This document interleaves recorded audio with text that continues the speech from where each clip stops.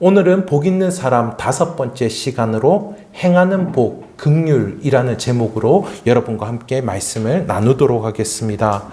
세상 사람들이 그리스도인들을 어떻게 볼까요? 세상 사람들이 우리 그리스도인들을 보면은 긍정적인 이미지일까요? 부정적인 이미지일까요? 이렇게 뭉뚱그려서 질문하면은 사람들은 또 그 그리스도인 가운데에 평가받는 그 사람들 중에서 자신을 빼는 경향이 있는 것 같습니다. 그렇다면 질문을 이렇게 바꾸어 볼게요. 세상 사람들이 그리스도인이 나를 보면 어떻게 볼까요?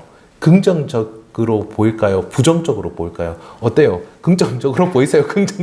부정적으로 괜찮아 보이세요? 예. 어쩌면 이 이야기는 오래된 이야기일 수도 있을 것 같습니다. 2020년에 부정적인 이미지가 50%였는데 지금은 어떨까요? 지금 한 3, 4년 정도 지났는데 작년에 국민일보 조사에 의하면은 부정적인 이미지가 70%가 넘습니다. 70%가 넘습니다. 참으로 어떻게 보면 경악스러운 그런 데이터라고 볼 수 있는데요. 그렇다면은 그리스도인인 여러분은 주변에 있는 다른 그리스도인들이 긍정적으로 보이십니까? 부정적으로 보이십니까? 제가 목회 데이터 연구소에 이렇게 자료를 봤는데요. 여러 그리스도인들을 볼 때의 부정적인 요인 중에 하나가 이거라고 합니다. 그리스도인들의 말과 행동이 일치하지 않는다. 이 부분이 제일 그리스도인들이 부정적으로 평가받는 항목이다라고 그렇게 이야기하는데요. 그런데 흥미로운 것은 이 항목에 대해서 세상 사람들이 그리스도인을 부정적으로 평가하는 것보다 같은 그리스도인이 다른 그리스도인들을 볼 때 부정적으로 평가를 하는 부분이 이 부분이다라고 합니다. 그리스도인들의 말과 행동이 일치하지 않는다. 같은 그리스도인이 봐도 일치하지 않는 모습이 너무나 많아서 부정적으로 보여진다라고 하는 것이죠. 참으로 여러 시사하는 점이 많은 것 같습니다. 하지만 그리스도인은 어떤 사람일까요? 그리스도인은 세상 사람들이나 또 다른 그리스도인들이 어떤 한 그리스도인을 보게 된다면은 그에게 그리스도인이다라고 볼 수 있는 그 모습이 어떤 모습일까요? 여러 가지가 있을 것입니다. 그런데 오늘 말씀에서는 긍휼히 여기는 모습이 그리스도인에게 있다라고 그렇게 말씀해 주고 있습니다. 왠지 이 말씀과 현실의 차이가 너무나 많이 나 보이죠. 부정적으로 평가하는 것들이 너무나 많고 말과 행동이 어긋나 보이는 너무나 많고 그리고 자기 스스로 자기 안에서도 그렇게 평가하는데 그런데 긍휼히 여기는 모습이 있다라니요. 왜 이렇게 차이가 날까요? 오늘 말씀을 통하여서 긍휼히 여기는 복의 이 의미를 살펴보면서 이 현실과 이 말씀의 간극을 메워가는 시간이 되기를 소원합니다. 먼저 예수님을 만나게 되면 남을 긍휼하게 여기게 됩니다. 남을 긍휼하게 여기는 것은 예수님을 만나게 된 사람에게 일어나는 모습입니다. 이제까지 함께 봤던 팔복을 한번 확인해 보시기 바랍니다. 예수님을 만난 사람들은 어떤 사람들이었죠? 예수님을 만난 사람들은 자신의 삶을 어떻게 살아야 할지를 알지 못한 자들이었습니다. 어떻게 내가 하나님의 뜻을 따르며 살아갈지를 막막해하던 그런 자들이었습니다. 그런 자들이 정말 심령이 가난하여서 예수님 앞에 나와서 눈물을 흘렸던 것이죠. 애통한 것입니다. 이런 사람들이 예수님께 나왔을 때 어떤 일이 일어났습니까? 그들이 받은 축복은 무엇이었지요? 하나님 나라 안에서 위로를 받게 되는 그런 축복을 경험하게 되었습니다. 그리고 이들이 하나님의 뜻에 길들여지고 하나님의 뜻 안에 살기 위해서 아주 갈급해하는 그 모습 가운데에 이들에게 하나님의 은혜와 하나님의 역사가 주어지게 되었죠. 이 모든 은혜는 예수님을 만남으로 경험할 수가 있었습니다. 이제 이 은혜를 경험한 사람들이 다른 사람들에게도 은혜를 베풀고자 합니다. 이전까지는 내면의 은혜를 경험했다면 이제부터는 자신의 삶을 실천하는, 자신의 삶을 통하여서 그리스도인된 모습이 어떠한지를 보여주는 그러한 모습을 살아가는 복을 가지게 되는 것이죠. 남을 긍휼히 여기기 시작합니다. 앞서 그리스도인들의 말과 행동에 차이가 난다라는 그 비판의 말씀을 드렸는데요. 그리스도인들이 남을 긍휼히 여겨야 되는데 왜 그러지 못한가? 이제 그 근본 이유가 무엇인지 알 수 있을 것입니다. 그 근본 이유는 예수님을 만나야 된다라는 거죠. 예수님을 만나지 않고는, 예수님의 은혜를 힘입지 않고는 이 긍휼히 여기는 이 모습 가운데에, 삶의 실천이 온전한 모습 가운데에 서지 못하는 것입니다. 왜냐하면요, 이렇게 누군가를 긍휼히 여기고 누군가를 용서하는 것은 사람들의 자연스러운 성품이 아닙니다. 사람들의 자연스러운 성품이 아닙니다. 그런 이 선하고 착한 마음이 사람 안에서 저절로 나올 수가 없는 것입니다. 이러한 것들은 예수님의 그 은혜를 경험한 사람, 그래서 하나님께 붙들림을 받은 그 사람, 천국의 위로를 경험한 그 사람에게 이와 같은 모습이 나올 수가 있기 때문이지요. 박두준 시인의 하늘이라는 시가 있는데요. 유인물에도 있습니다. 제가 한번 읊어드리도록 하겠습니다. 하늘이 내게로 온다. 여릿여릿 멀리서 온다. 하늘은 멀리서 오는 하늘은 호수처럼 푸르다. 호수처럼 푸른 하늘에 내가 안긴다. 온몸이 안긴다. 가슴으로 스며드는 하늘, 향기로운 하늘의 호흡.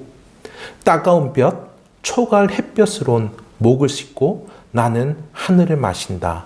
작고 목말라 마신다. 마시는 하늘에 내가 익는다. 능금처럼 내 마음이 익는다. 다섯 번째 연애 이렇게 보니까는 이렇게 시인은 노래하고 있죠. 나는 하늘을 마신다. 작고 목말라 마신다. 박두진 시인은 원래 이 모태신앙이었다가 신앙의 깊은 회의감을 느끼고서 하나님을 떠났던 사람입니다. 그런데 말년에 다시금 믿음을 가지게 된 그런 분인데요. 이 시는 그의 말년에 자신의 고백을 담은 것입니다. 나는 하늘을 마신다. 자꾸 목말라 마신다라고 그렇게 이야기하고 있죠. 그러면서 하늘에서 내가 읽는다. 능금처럼 내 마음이 익는다라고 합니다. 하나님과 함께하며 성숙한 모습을 보이고 있는 그러한 모습입니다. 우리도 자꾸 이렇게 하나님을 갈망할 수 있기를 소원합니다. 자꾸 목말라 할 수 있기를 소원합니다. 내가 어느 날 교회 갖고 은혜 받은 것, 이것도 너무나 소중하지만 하나님은 지금도 우리에게 은혜를 부어주십니다. 새로운 은혜를 부어주십니다. 우리 역시 이 땅을 살아가면서 또다시 매일같이 예수님께 나아갈 수밖에 없습니다. 저는 이 팔복을 강의하면서 또다시 눈을 뜨면 왜 이렇게 내 심령이 가난하고 오늘 하루를 내가 어떻게 살아가야 될까, 이것이 너무나도 고민이 됩니다. 정말 심령이 가난해서 또 주님께 나아갑니다. 그런데 그게 복이라고 하는 것, 그 자체가 복이라고 하는 게 너무 감사하더라고요. 너무 감사하더라고요. 이렇게 매일마다 자꾸 하늘을 마신다라고 고백한 박두진 시인과 같이 그렇게 하나님을 갈망할 수 있기를 소원합니다. 그리할 때에 우리 안에 정말 우리의 삶 가운데에 누군가를 긍휼히 여길 수 있는 그리스도인다운 그런 모습이 우리의 삶 가운데에 드러나게 될 줄 믿습니다. 이렇게 남을 긍휼히 여기는 사람들은 사랑의 수고를 하게 되는 것을 우리는 볼 수가 있습니다. 긍휼이라는 이 단어를 구약에서는 헤세드라고 이렇게 번역하는데요. 구약의 많은 단어들은 사실 이렇게 우리가 성경을 보고 있으면은 같은 헤세드라는 단어를 쓴 것인데 그것을 다양하게 번역하고 있음을 볼 수 있습니다. 그 문맥에 따라 다르게 번역하거든요. 때로는 은혜, 때로는 자비, 때로는 인애, 때로는 긍휼, 이렇게 번역하는 것들을 보게 되는데요. 그런데 그 가운데서도 헤세드가 가장 뚜렷이 보이는 성경이 룻기입니다. 룻기는 그냥 그 자체, 성경 그 자체가 그냥 헤세드인 성경입니다. 대표적인 세 인물이 등장하지요. 룻과 보아스와 시어머니 나오미가 나오고 있습니다. 그들 모두 헤세드를 실천하고 있는 그런 모습을 볼 수 있죠. 룻은 시어머니 나오미를 따라서 시어머니의 하나님을 자신도 섬기기 위하여서 자신의 고향 땅인 모압을 버리고 이 이스라엘 베들레헴으로 오는 그런 모습을 우리는 볼 수가 있습니다. 룻의 헤세드이지요. 유력한 자 보아스는 이 룻의 이 모습을 보고 긍휼히 여깁니다. 헤세드입니다. 그녀가 자신의 밭에서 곡물을 줄 수 있도록 그것들을 허락해주고 또 많은 곡물을 내어주지요. 그런데 이 보아스가 알고 보니까 아주 가까운 친척이었습니다. 그래서 이 내용에서 아주 중요한 법이 하나 나오는데 어떤 법이냐면은 계대수원법이라는 그런 법입니다. 계대수원법. 남편이 자식이 없어서 죽은 그 상황 가운데에 친족 중에 누군가가 그 여인과 그 아내와 결혼을 하여서 그 남편 없이 죽은 그 사람의 가문을 이어가도록 한 것이죠. 그렇게 한 이유는 단순히 어떤 법 때문에 그런 것이 아니었습니다. 왜냐하면은 이 가문이 하나님 나라에 지워지지 않게 하기 위해서, 하나님 나라에 하나님 백성으로 지워지지 않게 하기 위해서 이와 같은 제도를 마련했던 것이죠. 그런데 이 남편이 자식 없이 죽어버린 이러한 가문들은 어떻게 되냐면은 모두 다 파산 상태가 됩니다. 그 당시에는 아주 남자의 중심이었기 때문에 남자가 돈을 벌지 못하고 남자가 땅을 사서 땅을 일구지 못하면 그냥 그 가문은 망하게 되는 것이거든요. 그러니까 이 계대수원법이라는 이 제도를 통하여서 이 여인에게 다시 결혼을 해서 이 집안의 대를 잇게 해주는 사람은 전적으로 책임을 져주는 그런 사람입니다. 망한 집안을 책임져 주는 것. 그래서 이 룻기에 보면은 기업을 물어주는 자다라고 이야기합니다. 기업을 사주는 자다라는 그런 뜻인데요. 히브리어는 고엘이라고 합니다. 고엘. 그런데 이 누가 망한 이런 집안을 책임져 주겠습니까? 그런데 보아스가 그 일을 감당한다라고 하는 거죠. 그런데 이 보아스가 이 일을 감당했을 때 룻기서 3장 18절에서 나오미가 이렇게 이야기합니다. 그 사람이 오늘 이 일을 성취하기 전에는 쉬지 아니하리라. 이 일을 성취하기 전에는 쉬지 아니하리라 하십니다. 보아스는 자신보다 이 가문에 더 가까운 나오미 집안에 더 가까운 친족들을 찾아가 기업을 물을 것인지 물어보는데요. 그런데 더 가까운 그 사람은 3번이나 나는 기업을 물으지 못하겠노라 라고 그렇게 이야기합니다. 성경에 그 사람의 이름이 어떻게 기록되어 있는지 아시는지요? 성경에 그 사람의 이름이 아주 특이하게 기록이 되어 있습니다. 저도 성경에 그런 이름이 있는지 몰랐었거든요. 근데 룻기를 보면서 참 특이한 이름이 있었습니다. 그 이름은 아무개입니다. 아무개요. 정말 성경에서 아무개요 라고 부릅니다. 그의 이름이 성경에 기록이 되지 않은 것이죠. 하지만 보아스는 어떻습니까? 그를 통하여서 다윗이 오게 되고 예수 그리스도가 오게 되는 하나님의 약속이 성취되는 그 놀라운 약속을 보여줍니다. 이 보아스가 이 모압이라고 하는 이방 여인, 파산하고 이미 한번 결혼했던 이 룻을 책임집니다. 성실을 다합니다. 쉬지 아니하지요.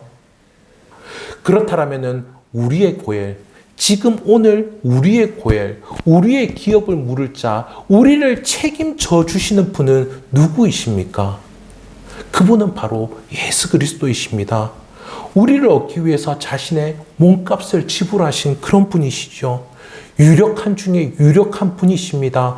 보아스는 정말 잽도 안 되는 유력한 중에 유력한 그런 주님께서 가난하고 애통한 자를 위하여서 죽으셨다라고 하는 그 사실을 믿을 수가 있겠습니까? 그럼에도 주님은 강력한 의지를 가지고 우리를 긍휼히 여기시기로 결정하셨죠. 도무지 이루어질 수 없는 사랑을 온몸을 다하여서 던지셨습니다. 그 사랑을 위해서요. 이 은혜에 마음도 삶도 온전히 내어드리는 저와 여러분이 되시기를 소원합니다.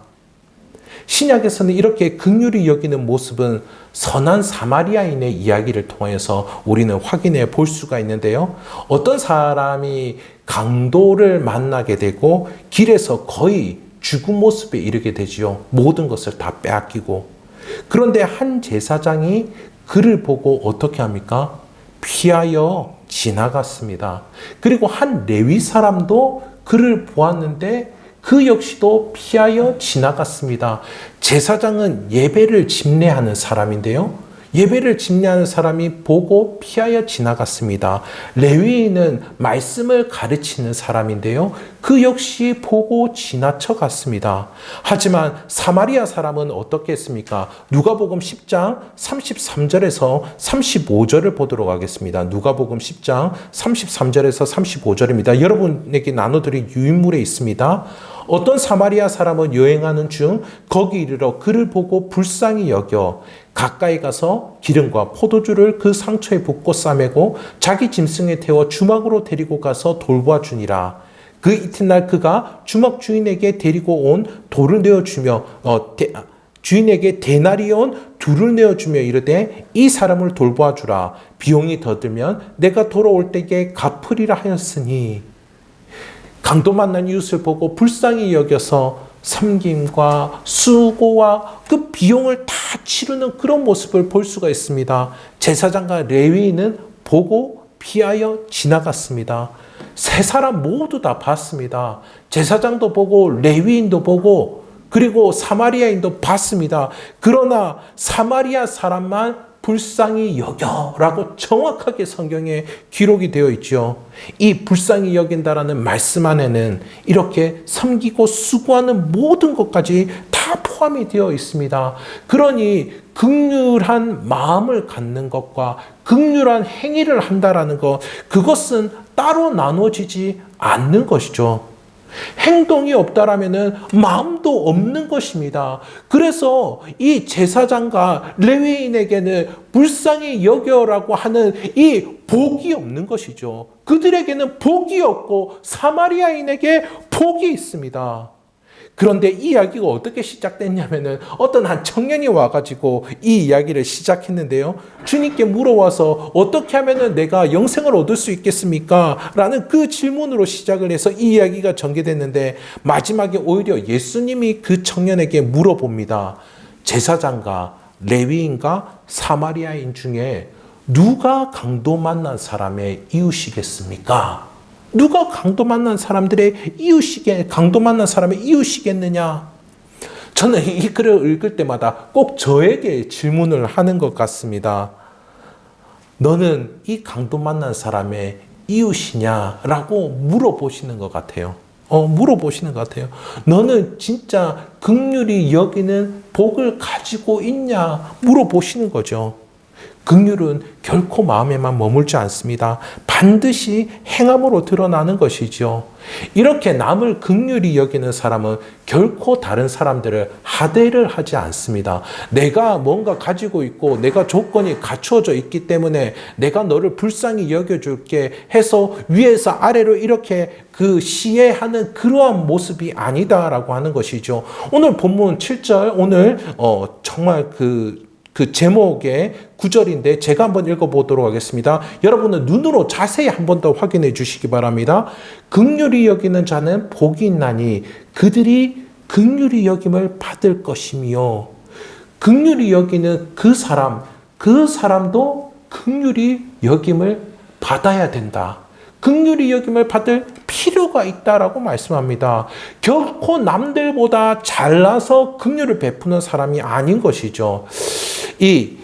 저는 이렇게 그 교육부서 사역을 이렇게 쭉 다 한 것, 제가 유치부부터 그 청년부 사역까지 쭉 다 한 게 하나님께서 정말 기회를 주신 너무나도 귀한 축복인데, 근데 그 아이들을 이렇게 보면요, 인생이 귀한 줄도 모르고, 세상 물정도 모르고 막 사는 것처럼 보일 때가 있습니다.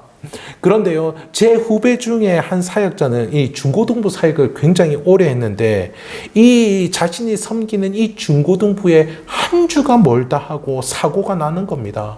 그래서 주변에서 물어봐요. 전도사님, 강도사님 정말 힘들겠어요. 이렇게 묻는데 이 사역자가 어떻게 대답하냐면 이렇게 대답합니다.